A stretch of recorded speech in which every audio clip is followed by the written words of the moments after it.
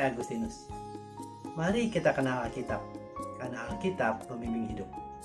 Dalam Alkitab, banyak tokoh yang mempunyai kelebihan dan kekurangannya masing-masing. Karakter-karakter mereka memperkaya Alkitab. Kita bisa belajar banyak dari karakter tokoh-tokoh Alkitab ini. Pada Rabu lalu, kita membahas teladan Daniel untuk terus berpegang pada ketetapan firman Tuhan dan menjaga kekudusan hati dan badan kita. Pada kali ini kita akan membahas tentang sejarah Nabi Daniel di masa pemerintahan Raja Darius saat mengalami fitnah dari pejabat tinggi dan wakil raja yang mencari alasan untuk mendakwa Daniel. Sejarah ini dapat kita baca pada kitab Daniel bab 6. Di saat pemerintahannya, Raja Darius membagi kerajaannya menjadi 120 provinsi yang masing-masing diperintah oleh seorang gubernur. Daniel dan dua orang lain diangkat oleh raja untuk mengawasi para gubernur itu, supaya jangan raja dirugikan. Daniel sebagai orang yang takut akan Allah, bekerja dengan baik dan berintegritas, sungguh dapat diandalkan dan dipercaya. Sehingga dapat dilihat oleh Raja Darius hasil pekerjaan Daniel yang lebih baik daripada pekerjaan para gubernur dan pengawas-pengawas lainnya.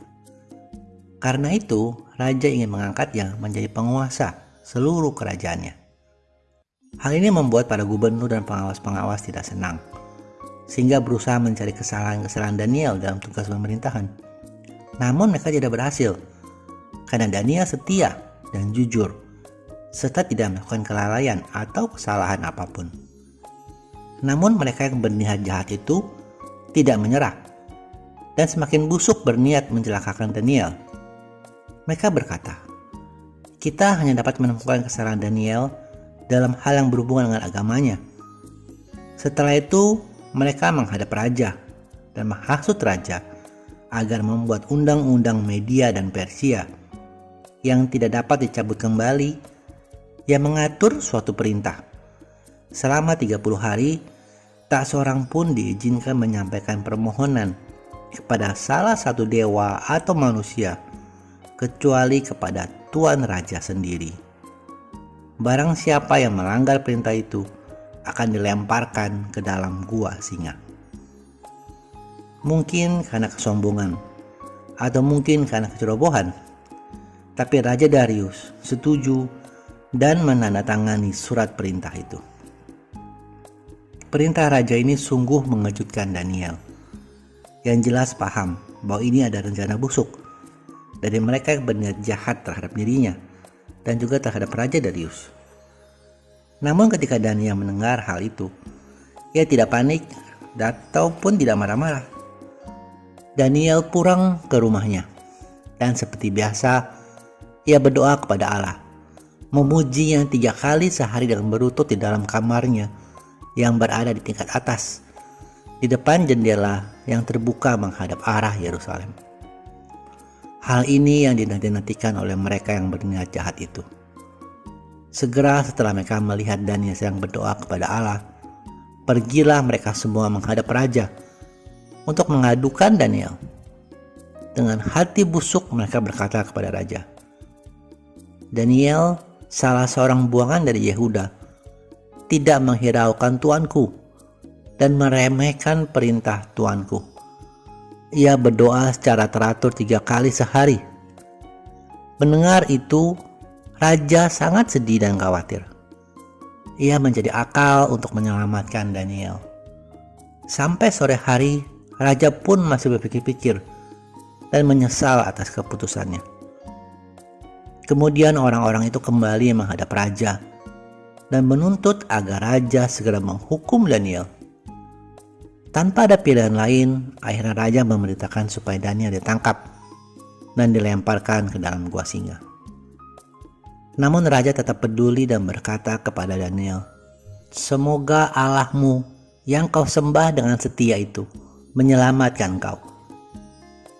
Di sini boleh kita ambil teladan Daniel. Menghadapi situasi itu, ia tidak marah-marah. Bahkan dapat kita bilang Daniel pasif saja menerima. Kita melihat teladan dari iman Daniel yang didasari dari kejadian Sadrak, Mesak, Abednego dari bab 3. yang akan kita bahas pada kesempatan berikutnya. Setelah Raja Darius memberikan cap pada batu besar penutup gua singa itu dengan cap kerajaan dan cap para pembesar, sehingga tidak seorang pun dapat membebaskan Daniel dari gua singa itu.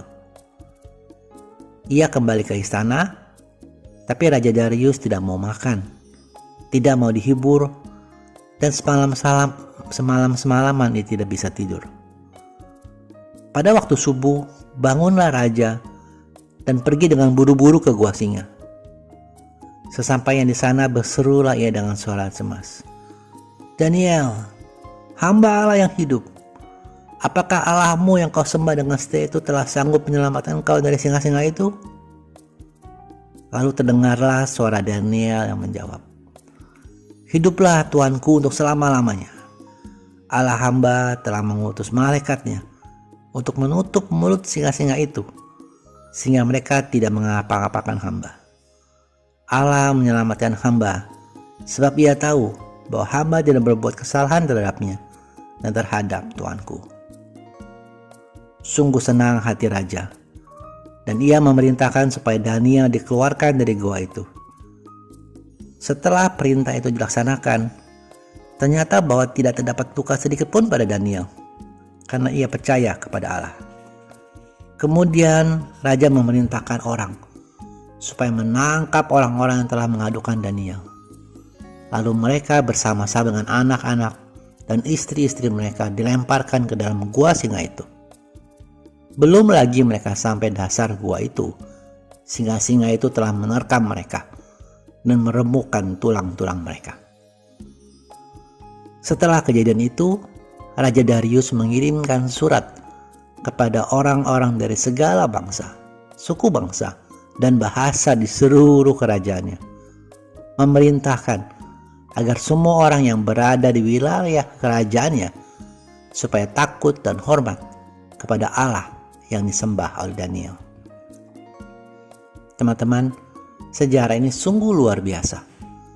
Momen penting di mana di seluruh kerajaan Media dan Persia menyembah Allah yang hidup. Dan juga merupakan kesaksian untuk kita bahwa Allah sanggup dan mau menolong kita di saat tidak ada lagi yang dapat kita lakukan. Tidak ada lagi orang yang dapat menolong kita, seorang raja sekalipun.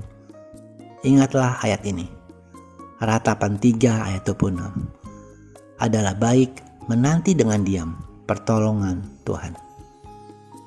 Dan seperti yang dialami oleh Daniel, Tuhan tidak akan pernah terlambat dan tahu yang terbaik untuk kita.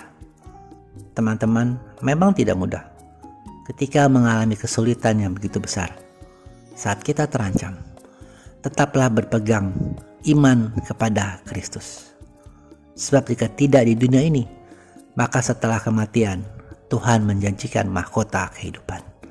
Yakobus 1 ayat 12. Berbahagialah orang yang bertahan dalam pencobaan, sebab apabila ia sudah tahan uji, ia akan menerima mahkota kehidupan yang dijanjikan Allah kepada barang siapa yang mengasihi Dia. Terima kasih sudah menyaksikan. Mohon like dan subscribe untuk membantu channel ini bertumbuh dan firman Tuhan semakin diwartakan. Sampai bertemu pada video Kenal Alkitab Rabu depan. Kasih karunia Tuhan Yesus Kristus menyertai Anda sekalian. Amin.